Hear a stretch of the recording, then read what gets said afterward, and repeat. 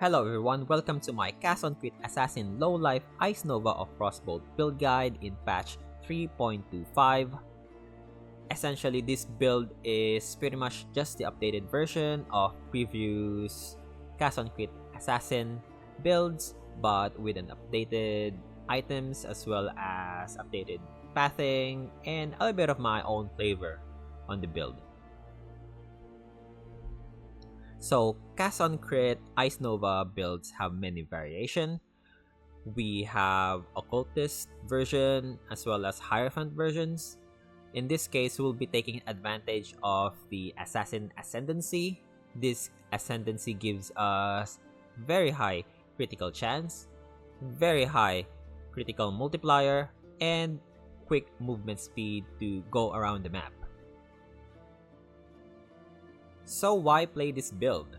Well, it has a very satisfying gameplay, it's a quick mapper, and it has a quick clear speed. It's also a strong bosser, and it has a high black chance.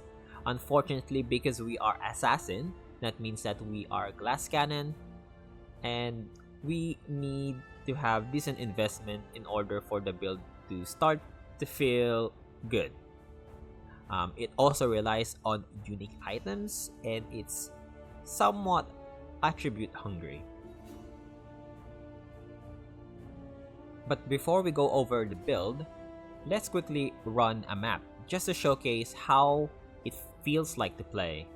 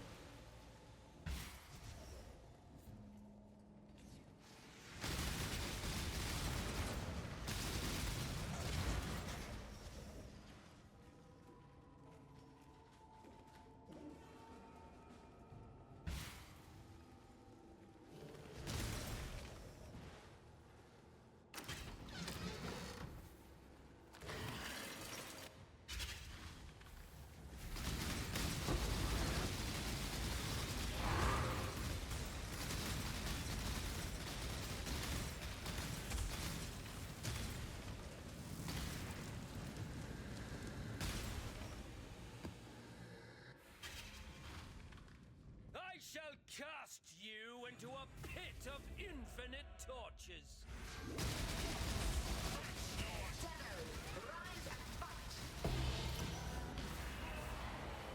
Kirak sent you. You must keep him out of the Atlas. Now let's go over the build. Let's look at our items. First, we'll be using Cospri's Malice. Cospri's Malice gives us high critical strike chance as well as critical multiplier and cold damage, but we'll be taking advantage of its ability to cast cold spell whenever we deal critical strike. Cospri's also give us increased attack speed, which is always useful. Next is Chevron's Wrapping. because we are playing low life, we need chevrons, right? So chevron gives us increased spell damage as well as energy shield, faster energy recharge, as well as almost chaos inoculation, right? Almost, but not quite, because we're not converting our life into one.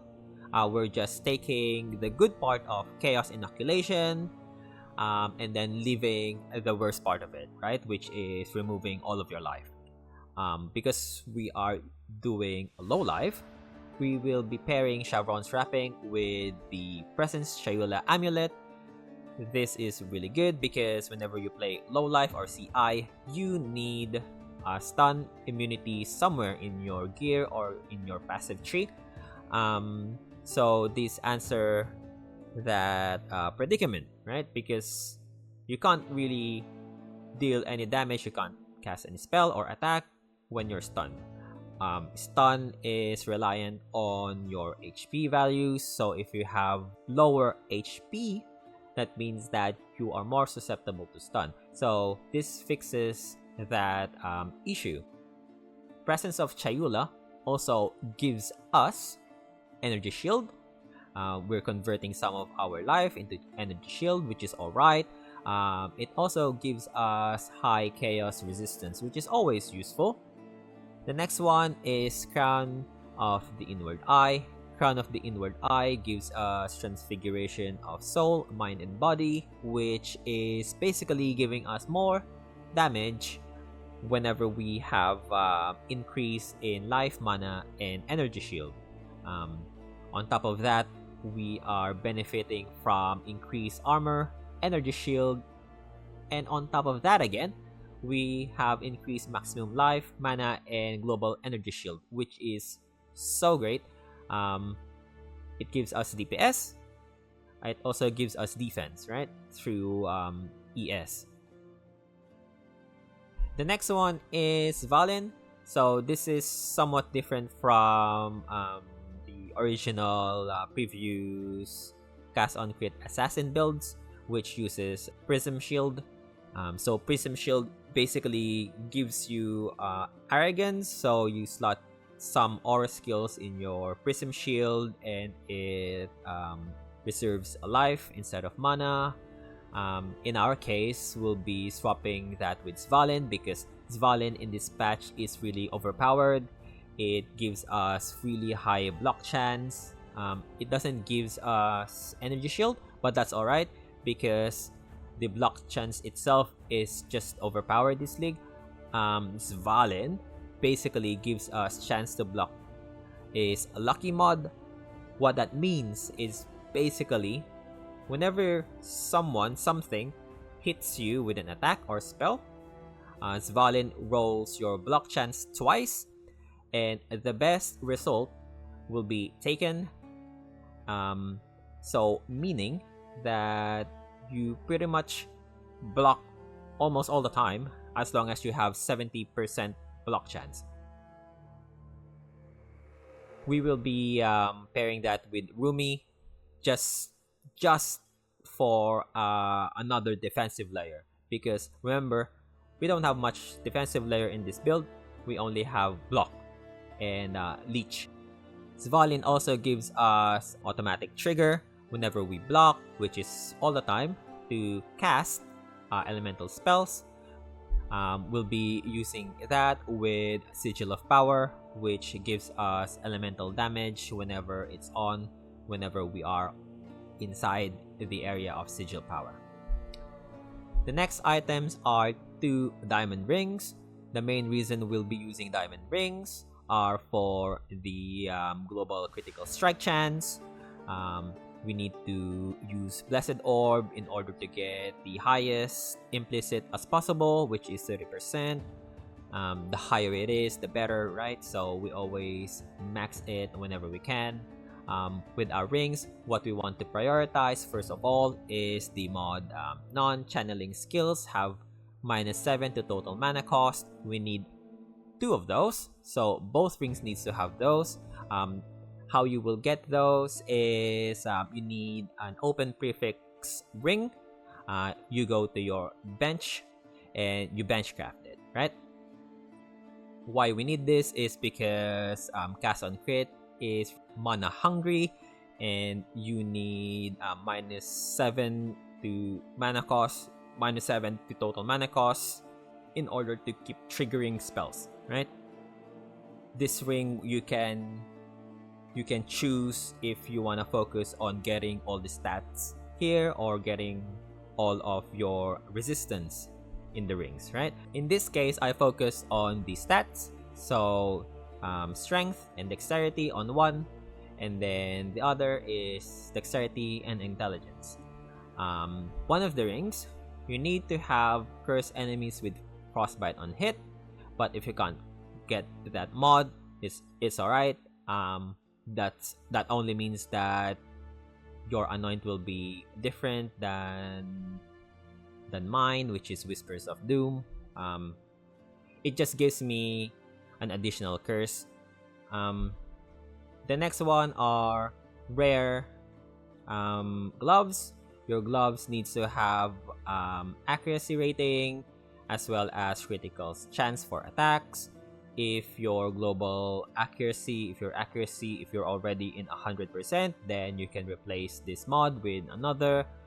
Whatever it is, it's up to you. Now let's move on to our boots. Our boots needs to have the implicit mods cooldown recovery rate as well as action speed. In terms of cooldown recovery rate, you want the highest as much as possible. With action speed, you can play around with this one. You can go 4, 5, or 6. It really depends on your attack speed. We will go over attack speed as well as cast breakpoints later on, but action speed gives us attack speed as well as movement speed. In your boost, you want to focus on resistance. You want to fill as much resistance here, followed by stats, and then lastly is your movement speed.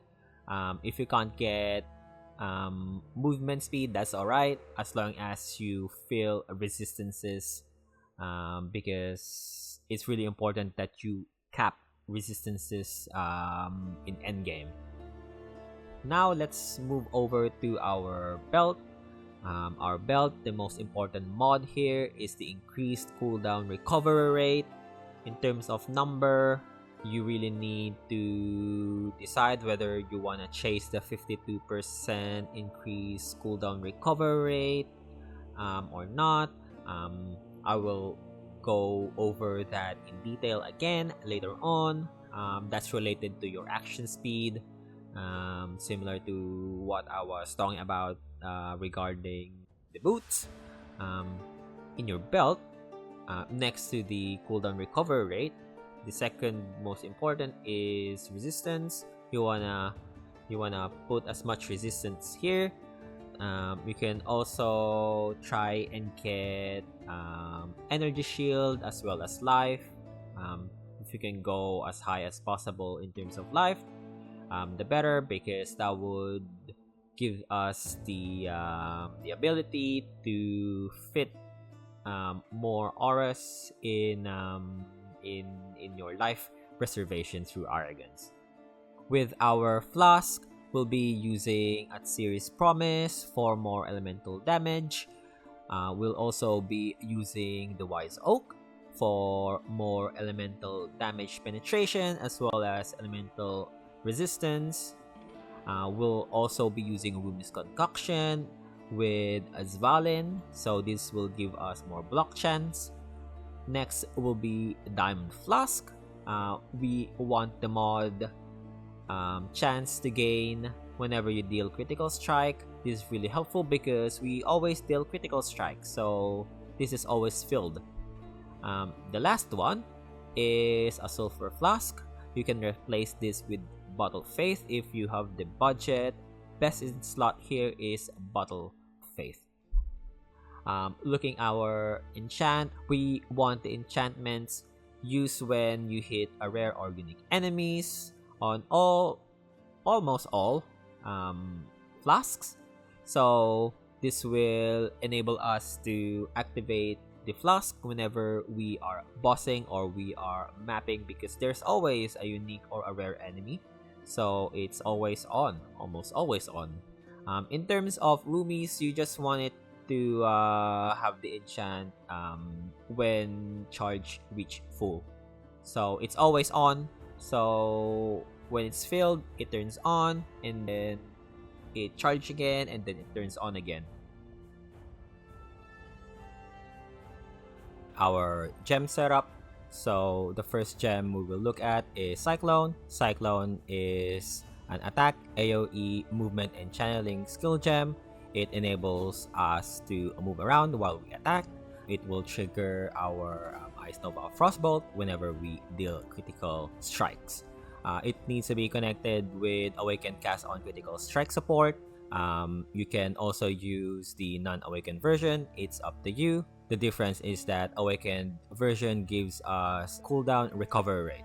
By default, it only have 22 increased cooldown recovery rate, but because we have critical mastery plus 3 to critical support gems, it will now give us 31 increased cooldown recovery rate. This is great because now you are over 14% cooldown recovery rate, which is for the threshold. Again, I will explain the attack speed threshold later on in detail. Now, cast on critical strike support also give us more critical strike chance and spell critical strike chance. We need to link that with the Ice Nova Frostbolts. Over here, I have Val Ice Nova Frostbolts. You can use the non-Val version I just locked out. So Ice Nova of Frostbolt, what it does is that instead of Ice Nova triggering around your player, whenever you have Frostbolt in your screen, it will instead trigger in those Frostbolts. That needs to be connected to Awakened Cold Penetration support or the unawakened version of it. Cold Penetration support gives us cold penetration as well as more cold damage. The next one will be Inspiration. Inspiration support is important because it reduces our mana cost. It will enable us to trigger more spells. Also gives us more elemental damage and crit chance per inspiration charge. The last one is increased critical damage support. It gives us critical multiplier, which is DPS. You have a choice here. You can use an awakened added cold damage support or the unawakened version of it. If you use that, that will give you damage in terms of cold. The other one is you can use Bone Chill support, which gives you more cold damage. As you can see, I use blue socket here because getting 4 sockets of green and 1 red on a int armor is quite difficult. So just focus on getting 3 greens and 2 blues and 1 red. All of the gem needs to be 20-20, so 20 level 20 and 20 quality. In terms of awakened version, it needs to be on max level, so 5 levels. Over here, I have level 2 awakened support, which is not optimal. I'm still leveling up the build. So moving on, Frostbolt needs to be socketed to your Cost Priest Malice in order for it to trigger whenever you deal critical strikes. Frostbolt needs to be level 20 and quality 20 to maximize its DPS. So it needs to be connected to either greater volley support or greater multiple projectiles. Both needs to be level 20 and quality 20 for more maximum damage. The only difference between greater volley and greater multiple projectiles is that greater volley, the projectiles move side by side from your character, while greater multiple projectiles, your projectiles fans out from your character. It needs to be connected to Bone Chill support level 20 and quality 20 to maximize cold damage. Alternatively, you can also use Frost Bomb that will give you exposure. Now let's look at the gem socketed on our shield. So it will be socketed on our Svalin. So Sigil of Power needs to be socketed on the shield for it to trigger whenever we block. Sigil of Power gives us lightning damage as well as damage reduction from enemies per stage. They need to be inside the Sigil of Power area of effect for that to take into effect. In terms of level, it needs to be level 20, and quality needs to be level 20 for more damage reduction from enemies. The next two gems will be the curse, the mark setup. So we'll be using Assassin's Mark. This will give us more critical chance as well as critical multiplier. So whenever we hit an enemy using Cyclone, they will be marked with Assassin's Mark. They won't be triggered by Svalin because they're not elemental gems. We are mainly relying on Cyclone to mark enemies. Both needs to be level 20. Mark on hit needs 20 quality for more damage. Now let's look at our aura setup. First, we have Herald of Ice, max level, no quality. This will give us a ton of flat cold damage. It needs to be linked to Enlighten support, at the very least level 3. If we can get level 4, that's great. We can get more mana from it. It needs to be connected to Val Discipline, level 20, no quality. Discipline needs to be on all the time. And then Val Discipline is our defensive skill, which enable us to recharge energy shield uninterrupted. So imagine if you took massive damage and your energy shield is around like, I don't know, 500 and you can't leech, you can just activate Val Discipline to immediately recharge your energy shield. The last one over here is Haste, Val Haste. We're not using Haste, the aura, but we will be using Val Haste. So when we are bossing, we can activate Val Haste to increase our attack speed and our movement speed. The next setup will be our Clarity. We need at least a level 1 Clarity on all the time for our Watcher's Eye to take into effect. The next one would be Purity of Elements.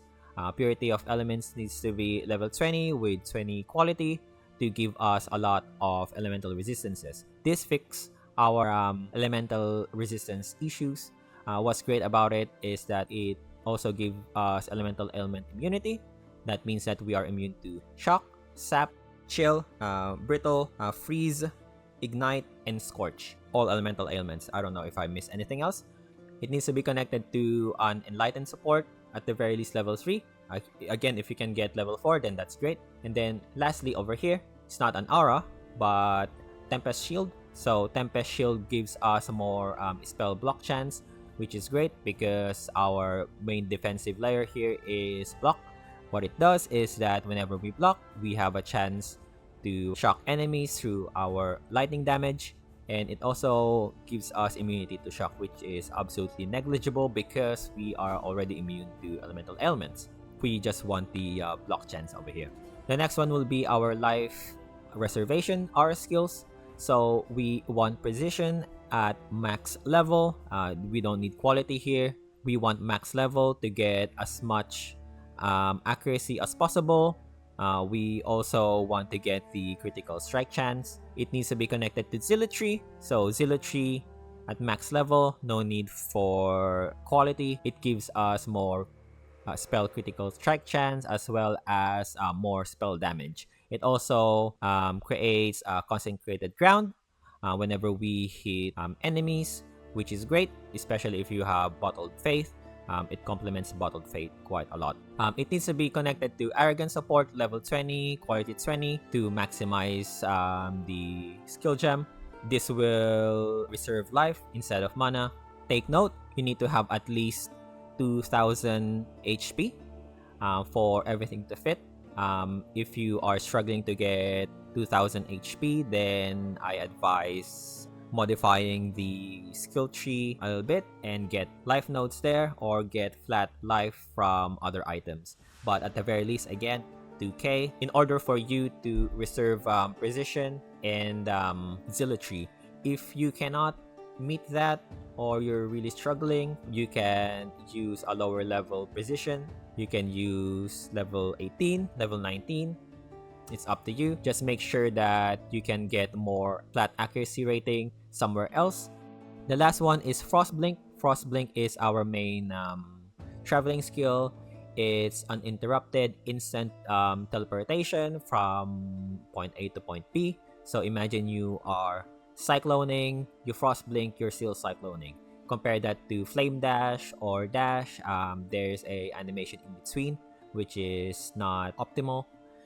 You need level 20 and quality 20 for maximum travel distance. In terms of anointment, we have several options, but if you have Frostbite on hit, Curse on enemy ring, then your only option really is Whispers of Doom. Whispers of Doom gives you an ability to apply an additional curse on an enemy. By default, you can only apply one curse on an enemy since we already have Assassin's Mark and we are introducing Frostbite on hit. If we don't have Whispers of Doom, so our curses will just swap around, which is not ideal. So if you don't have Frostbite on hit ring, then you have several options. You can go either offensive or defensive. In terms of defensive, I highly recommend As the Mountain. It gives you maximum block chance as well as more block chance. Another option is Testudo. Testudo will give you more block chance as well. It will also give you increased block recovery. Another option is Deflection. Deflection gives you an endurance charge generation. Every time you block, there's a 25% chance to gain an endurance charge. So on top of that, it will give you an 8% chance to block attack damage while you're holding a shield. You can also go with more energy shield. So energy shield, you can go Foresight, you can go Sanctity, and you can go Faith and Steel. In terms of offense, you can go Fatal Blade. If you're not 100% critical strike chance already, then Fatal Blade is a good option.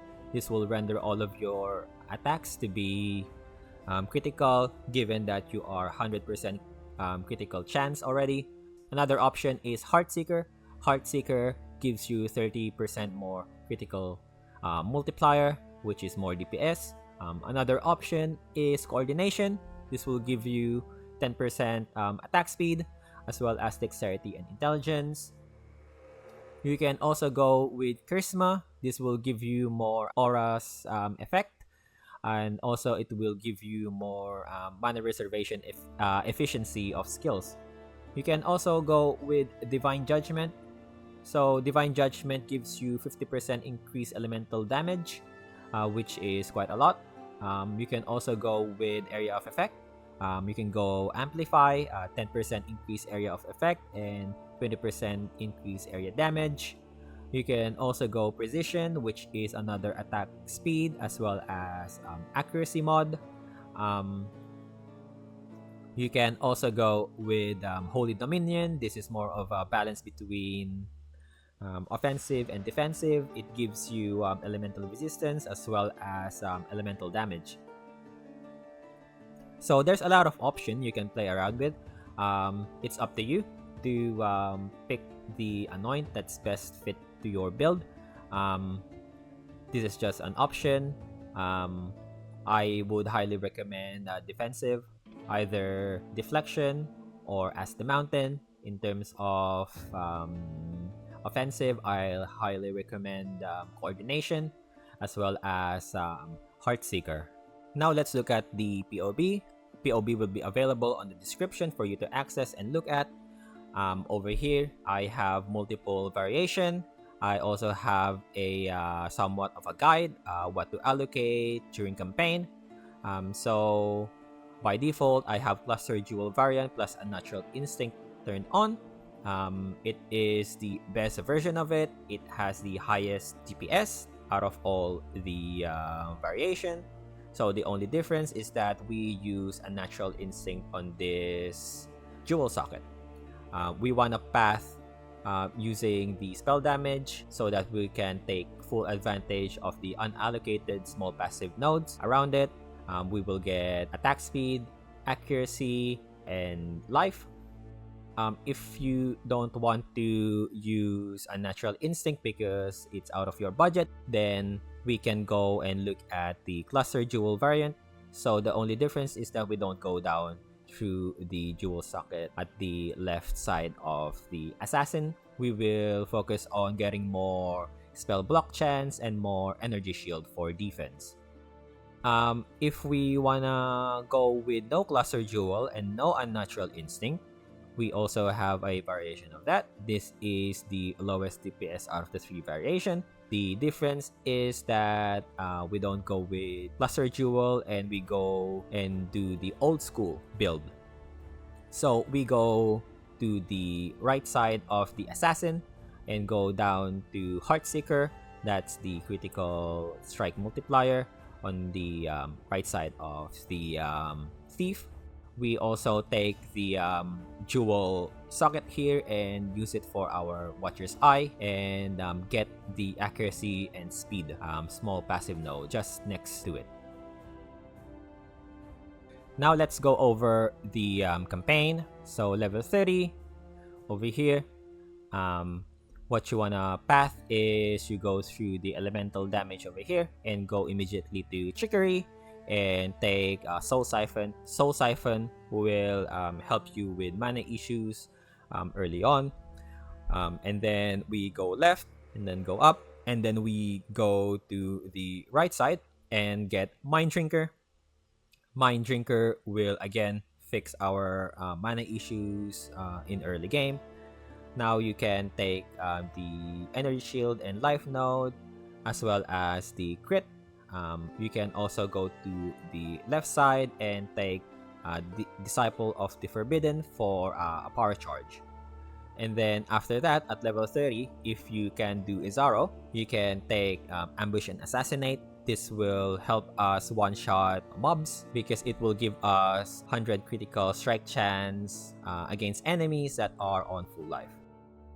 Level 50, we go and take the power charge on the right side.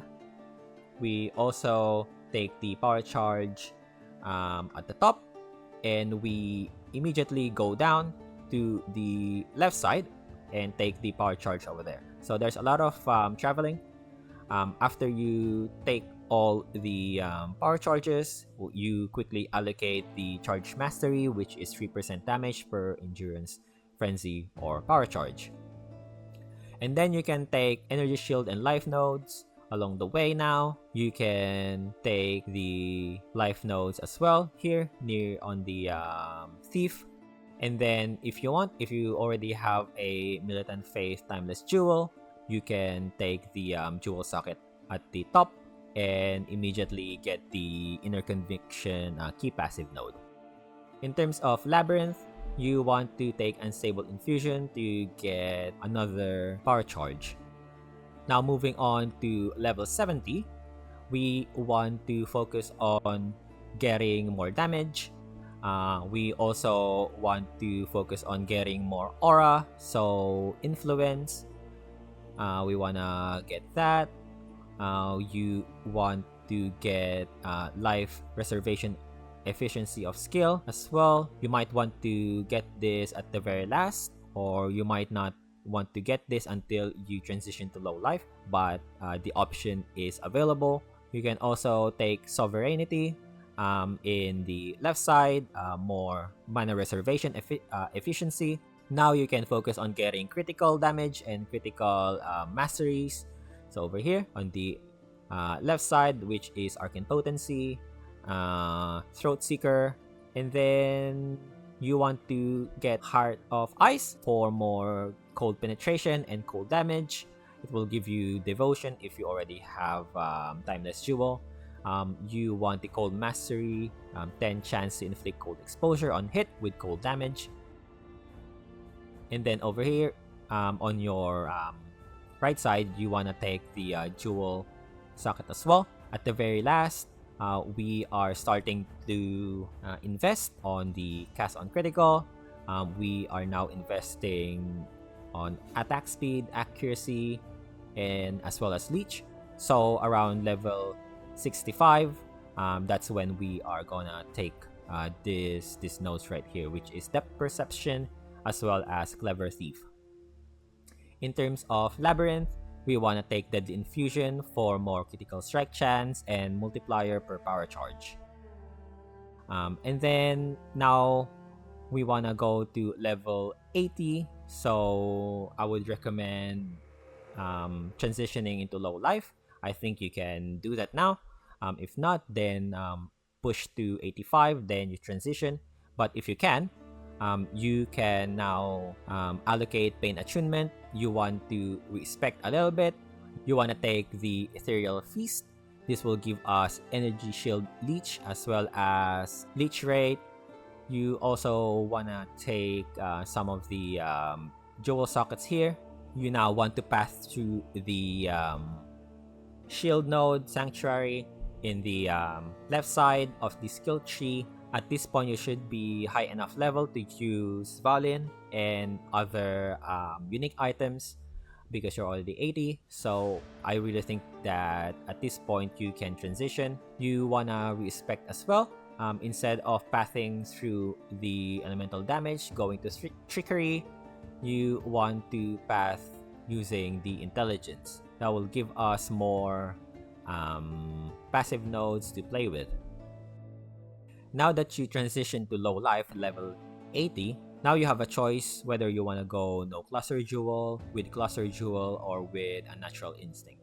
So over here we got a variation as well with 90 with no cluster jewel, and we also have a level 90 with cluster jewel variant. Let's look at the cluster jewel variant. The difference is that we now allocate the cluster jewels. Now let's look at our items again. Over here, item set, I have it set up as endgame, but I also have a campaign. On the campaign, you can see what I always use whenever I level up a thief caster type character. Over here, I got life sprig for cast speed and spell damage. I have tabula rasa, and I also have 2 praxis. So praxis will reduce our mana cost per ring. So over here we got -6. Imagine you got 2, so that will be 12. In terms of tabula rasa, when you are leveling up, what you wanna set up is freezing pulse with lesser multiple projectile. Later on, you wanna swap that with greater multiple projectile, and then you wanna slot spell echo as well when you have the chance. So those 3 gem setup is important, so you can clear mobs efficiently. You wanna connect that with power charge on critical, bone shield support, added cold damage, cold penetration, arcane surge, critical strike chance support. It's up to you to mix and match, but again, it's freezing pulse, multiple projectile plus spell echo. Now let's look at our jewels. Let's go back to endgame setup. So base jewel, you want to have the mods in this order: elemental resistance, attack speed, and block chance. You can also include critical strike chance as well as critical multiplier. You can also include accuracy. So in one of your base jewel, you need to have a anti-corrupted blood mod. You need to have the implicit corrupted blood cannot be inflicted on you. So this is pretty much mandatory to help you against corrupted blood. Now let's move on to the large cluster jewel. So large cluster jewel, you want to get 8 passive, and the small passive grants either 10 increased elemental damage or 12% increased cold damage. The skill nodes that you wanna look for is Prismatic Heart, which will give you 10% to elemental resistances and elemental damage. Sightless, which will amplify your damage again. You can also have Widespread Destruction, which increases your area of effect and also increase your elemental damage. You can also have Doriani, which will give you Leech. And then you can also have Blanketed Snow, which will amplify further your cold damage. Blanketed Snow can only be found from large cluster jewels with 12 increased cold damage. In terms of medium cluster jewel, you want to get critical strike chance. In terms of nodes, you want pressure point and quick getaway. So both gives you a ton of critical strike chance, and then quick getaway gives you increased attack speed. With Watcher's Eye, you need the mod non-channeling skills have -10 to total mana cost while affected by clarity. Again, you need to have clarity on all the time. You want -10 for this, and then other mods doesn't really matter. It's up to you which one you want to get. You can get the hatred mod, you can get purity of elements. Again, it's up to you, but the important here is the minus total mana cost. The next one is Militant Faith Timeless Jewel. You want the mod 4% increased elemental damage per 10 devotion. And then the other mod you want to look for is area damage per 10 devotion, as well as elemental resistances. And then we got a Natural Instinct. Again, a Natural Instinct, it gives us bonuses from unallocated passive nodes around its radius. Lastly, if you have a Stygian Vice, you can also go for Abyssal Jewels. So over here, you can prioritize attack speed, cooldown recovery, accuracy, cold damage, spell damage, life, or energy shield. Now let's talk about accuracy and critical hit mechanic. You want to have 100% hit chance, bottom line. You want to hit 100% all the time so that you won't waste any critical strike chance. How the mechanic works is that whenever you attack, your hit chance is calculated, and if you're successful, your critical chance will then be calculated. And then based on that, if you're successful, your accuracy will be calculated again, and if you are successful, your critical strike will hit the enemy. So if you can see, your hit chance is calculated twice. First, the actual attack, and then the second time is your critical strike. So having 100% hit chance will ensure that you critical all the time, meaning that you also cast all the time. So now let's talk about attack speed and cooldown breakpoints. So whenever you play Cast on Critical Skill Gem, it has an innate cooldown. So when you cast a spell, it initiates a cooldown before you cast another spell. Now, you can imagine that when you attack, you crit, you cast a spell, and then the cooldown initiates, and then you attack again, you crit, but the cooldown is still in effect. That means that you are effectively losing a cast, right? You're losing an attack. What we want to do is to optimize our attack based on your cooldown. So effectively, what we want is to attack and crit, and then initiate a cast, which initiate the cooldown, and then the cooldown finishes, and then we attack again, and then we crit, and then we cast again, and then the loop just initiates. So we have several attack speed breakpoints that we need to consider. So by default, you will have 0% cooldown reduction. If you don't have any cooldown reduction in your items, or you're not using an awakened version of Cast on Critical, you have 0% cooldown reduction. So this means you cannot attack more than 6 times per second, because that means that if you go over 6 times per second, you are effectively losing a cast, you are losing DPS. The next breakpoint is 14% to 51% cooldown reduction. This will give a 7.57 attack speed per second breakpoint. So you cannot go over 7.57 attack speed per second, because again, you will lose DPS. The last breakpoint is 52% cooldown reduction. Now we will need to go as close as possible, but not over 10 attack speed per second. Now this is quite difficult to achieve, we need to introduce several items and mechanic in order to achieve 10 attack speed per second. If you're close to this 10 seconds attack speed per second, then you are really dishing out a good amount of damage.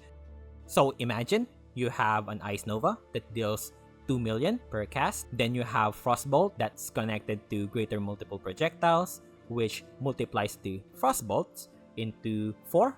So that means that each Frostbolt will cast Ice Nova. So you can times the 2 million into 4, which gives you 8 million. So now imagine you are attacking 10 times per second. So you have to multiply that 8 million into 10, which will give you 80 million damage per second. So how can we get cooldown reduction? Well, the easiest is getting an Awakened Cast on Critical skill gem, because by default it has an innate Trinity 2 cooldown reduction at max level. Now if we introduce the Critical Mastery node plus 3 to level of all critical support gems, that means that our Awakened Cast on Critical will be pushed to level 8.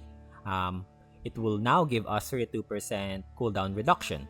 Now, by just having Awakened Cast on Critical at level 5, you already meet the 14% to 51% cooldown reduction threshold. All you need to do is to not go over 7 attack speed per second, right? But you need to go as close as possible. Now, what if we want to push it into 52% cooldown reduction? We have several options. We can have the 31% from Awakened Cast on Critical support gem, and then we just need to introduce belts and boots, right? So we can use a Crusader or Shaper belt mod. There is a 20% cooldown reduction from a Crusader or a Shaper belt. You can also use Torrent's Reclamation. Torrent's Reclamation is a belt that gives you 20% cooldown reduction, and it also gives you action speed buff. This is really helpful if you want to go close to 10 attack speed per second. Talking about the belt, we can also craft a belt mod of 12% cooldown reduction, but you have to bear in mind, if you have already a cooldown reduction in your belt, you can craft this mod. The next one is boots. So boots, you can have an Exarch implicit mod of 6% cooldown reduction. This is quite easy to achieve. You just spam lesser Exarch currency. And then the last one is Abyss Jewels. So Abyss Jewels is more trickier to get because the highest cooldown reduction you can get from an Abyss Jewel is 3%, which can only come up if it's item level 86. Anything that's lower than 86, the highest cooldown reduction you can get is 2%. But you can already see here that it's quite easy to achieve the 52% cooldown reduction. So you can get the Awakened Cast on Critical plus a belt, and then just an Abyss Jewel or an Exarch implicit mod, right? So that would push you to more than 52%. So now we have to introduce other items in order to help us achieve the 10 attack speed per second. Some people like using Onslaught Flask. Some people like using the Tailwind mod. Some people like using Torrent's Reclamation belt. In our case, we use Val Haste. So we activate Val Haste and we get an additional attack speed per second. Now in your case, it might be different. So you have to mix and match. So you might need to introduce Abyss Jewel that have attack speed or a base jewel that have attack speed. You might need to have a combination of Val Haste or Silver Flask, or maybe you can anoint attack speed, or you can introduce attack speed from your skill tree. Again, it'll be different in your case, but as long as you're not going over 10 attack speed per second when you are on 52 cooldown reduction, then you are basically dealing the highest damage that you can deal. So that's the end of the build guide. Thank you very much for watching the video. If you have any questions or feedback, you can comment below. This build guide took a lot of time, so I would appreciate at the very least a like. I will leave you a video of me just freezing Veritania to death.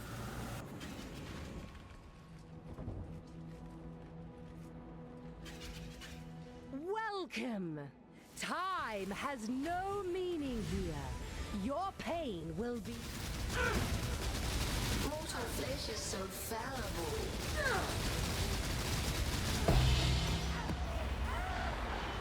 I thought myself better than you. But you and I are bound to waltz together forever.